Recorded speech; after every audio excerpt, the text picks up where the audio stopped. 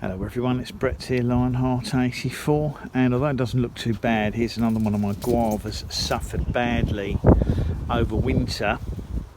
It was in the corner of the kitchen by the window in front of a load of other plants, and I didn't notice it had completely dried out.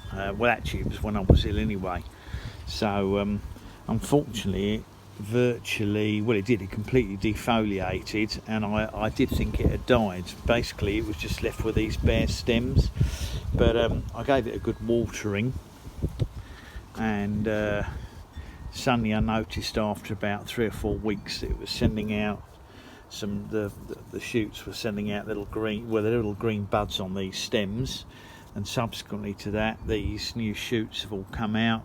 Obviously I'm filming this in the getting on for the last week of July. Doesn't really need much in the way of sort of refreshing or revitalising now, as it's doing quite well, but I do think it could do with a bigger pot, and had it been in a bigger pot it probably wouldn't have dried out, or it would have held on to the moisture a little bit longer. I think if it hadn't suffered like that, there's a chance I might have seen a couple of flowers on it this year. As you can see, the leaves are very similar looking to Psidium Acutangulatum, the cherry or strawberry guava. The leaves are slightly bigger, and I believe the fruits are a little bit bigger on Acutangulatum. This one came from Jurassic plants originally. Common name, they call it crown guava. I'm not sure if that's what everybody calls it, common name. I had a feeling it was some kind of jungle guava. But as I said, it's looking quite good now. Lots of new shoots coming out. It's certainly hardier than the regular tropical guava. I think I might put it into a slightly bigger pot because I'd like it to be a bit more central and a little bit more upright. But otherwise, there's not much I need to do to it. As I said, don't think there's any chance of it flowering this year, probably because of the shock from it drying out.